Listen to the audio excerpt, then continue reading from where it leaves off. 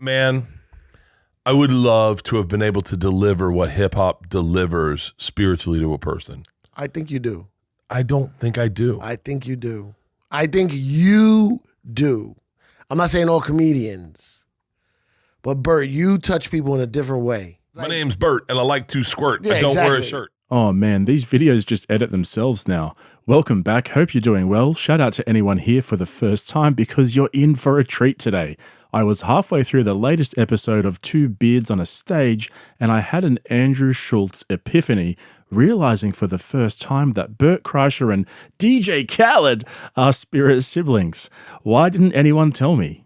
I want the house on the water. I want the nice car. I want the nice watch. I want to stay fresh. I want to stay clean. You know what I'm saying? There's nothing wrong with that. You should strive for greatness. How did you gain all the weight? Seriously, prove me wrong. So anyway, more on that a little later, but on this episode, Bert was alone to do all the work himself while Tom Segura was off flying helicopters or something, and his guest was DJ turned rapper turned radio host turned stand-up comedian. Basically, he Brendan Schaubed his way into comedy, and it didn't take long for him to question his decisions. I asked to be here. Yeah. So like I said, Cipha Sounds made the transition to stand-up around 15 years ago, and this is how it went down. So were you always funny when all the rappers were around? Were you always funny? Always, bro. I didn't know. Chappelle, I was a DJ on the Chappelle show. Yeah. So Chappelle is the one who told me I should do stand-up. For real? Yeah, because we would go around with the audience while we were warming up, and I'd like play a song, and he would like make fun of it or something, and he always said I had the timing. But at the 2002, I was like, the furthest thing from my mind was being a comic. Yeah. And he's like, yo, you should do stand-up. Think about doing it. And I was like, shut the So I got Chappelle. I have a rule. If you hear something from 3 people, it's something you should explore, right? Yeah. So Chappelle said it to me once, and then I was on MTV. Jamie Foxx said to, I used to host a rap show on MTV, but then I would sometimes fill in on TRL. Yeah. So on TRL, I would be like with big guests, like superstars. Jamie Foxx turned to me, he goes, yo, you're funny.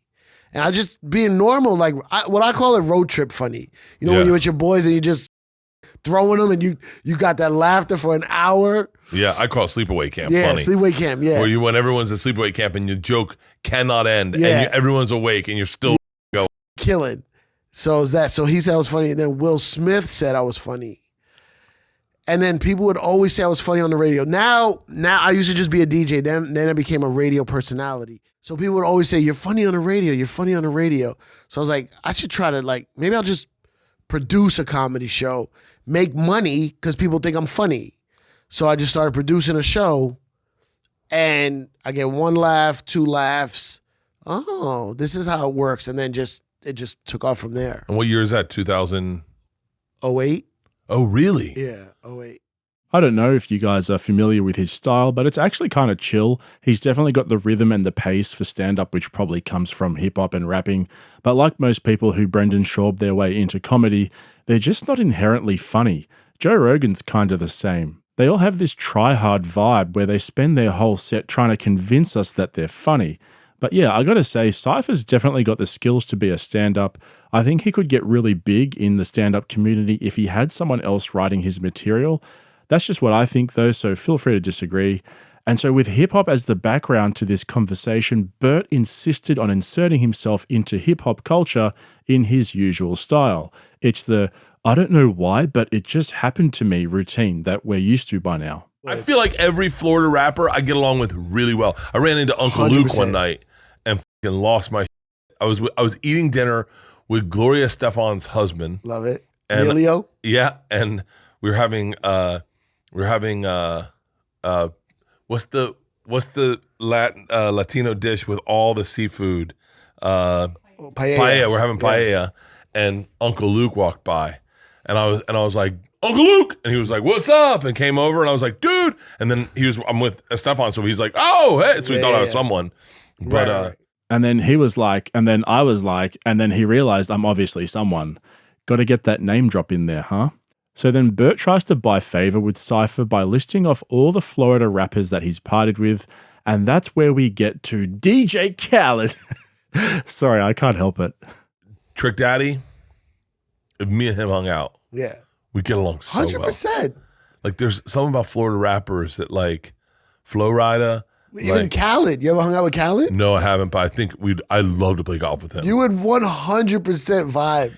Khaled was so like there was a guy named DJ Laz out of Miami that I knew, and then Khaled was the same way. They were like just DJs in the scene, but we're making beats too. Yeah. Is that what you were doing? Yeah, I sucked up. My beats sucked. Really? Yeah. All I wanted to do was make beats, and they were terrible. Really? I had to find another angle. And that's where the idea dawned on me that Bert Kreischer is the DJ Khaled of comedy.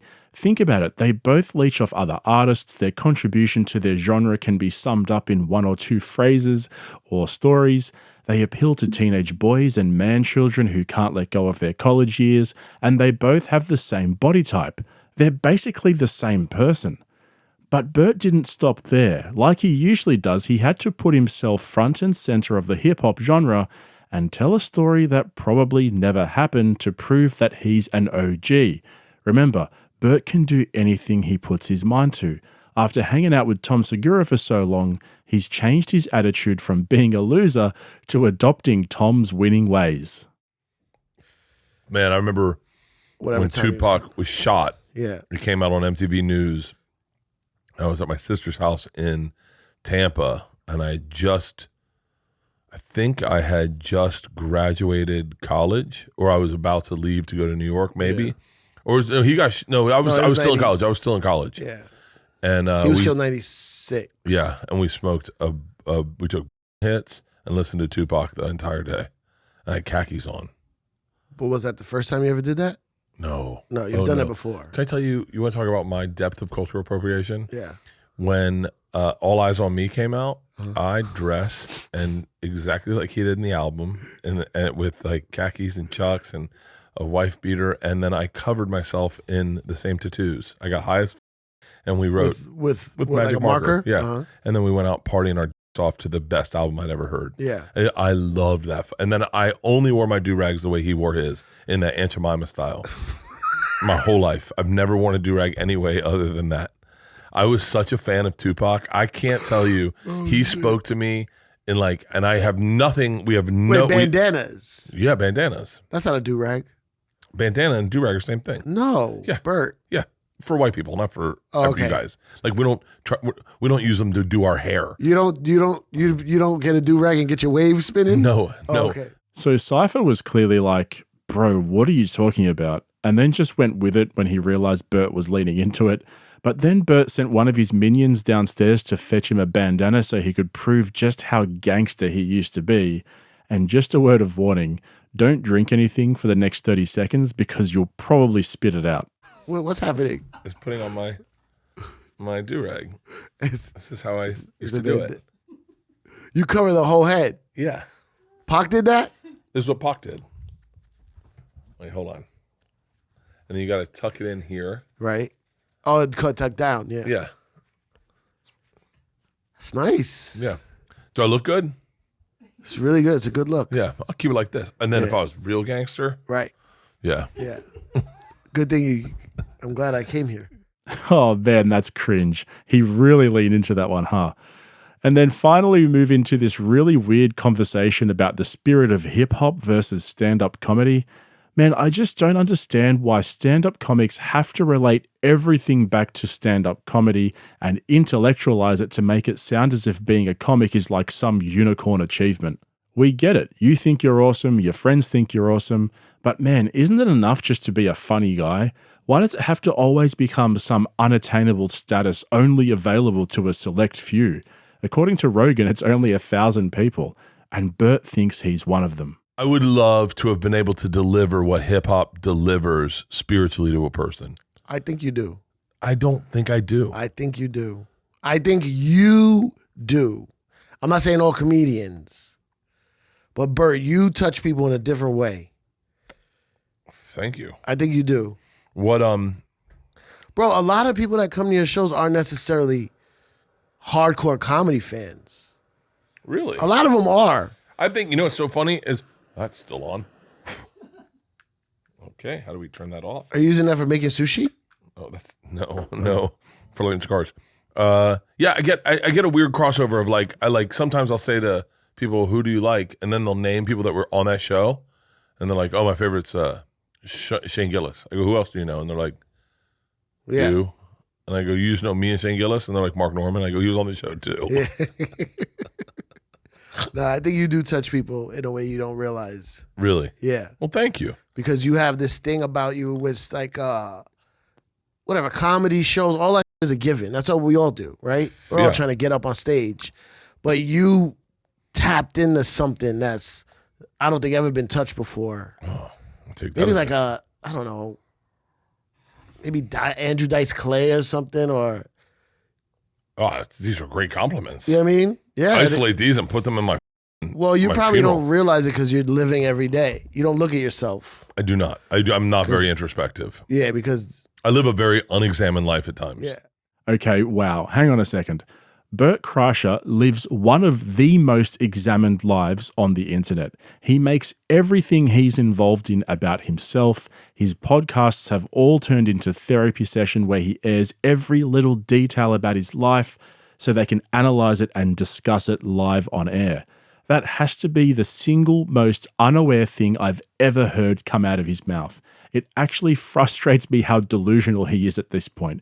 I told you guys at the beginning, I don't have to dig that deep to find all this stuff. It just jumps out at you if you listen to every episode.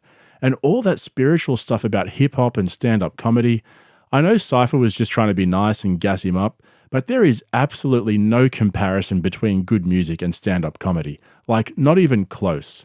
Music like sex, money, and power is one of the only universal languages in existence.